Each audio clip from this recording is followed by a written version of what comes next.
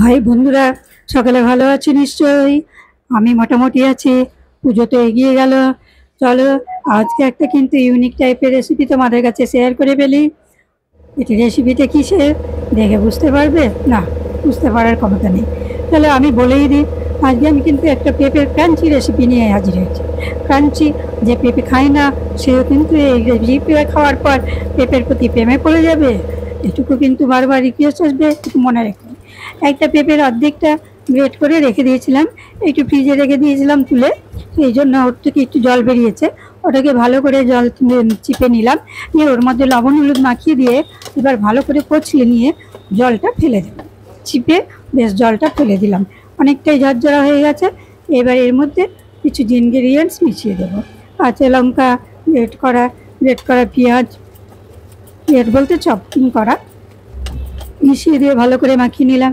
এর মধ্যে কিছু মশলা দিয়ে দিব, যেমন ভাজা মশলা, কাশ্মীরি লঙ্কার গুঁড়ো, গরম মশলা, একটু আমচুর গুঁড়ো, তারপরে একটু চাট মশলা, আর একটু ম্যাগি মশলা।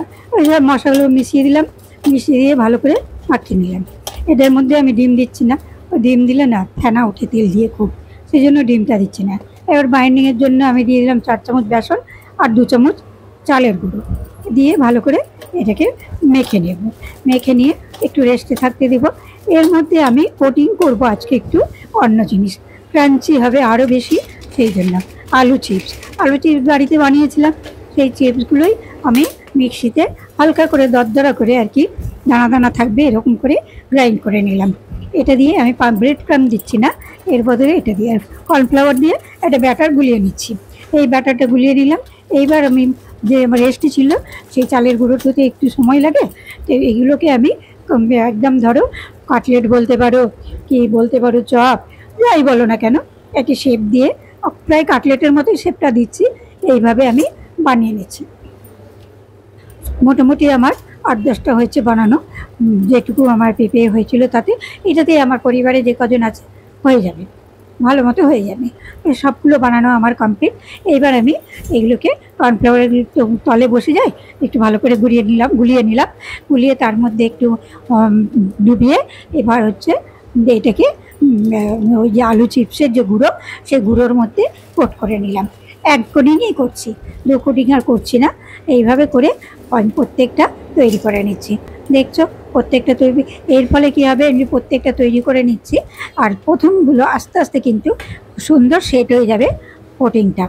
তারপরে আমার হয়ে গেল কমপ্লিট, কোটিং করা কমপ্লিট হয়ে গেল।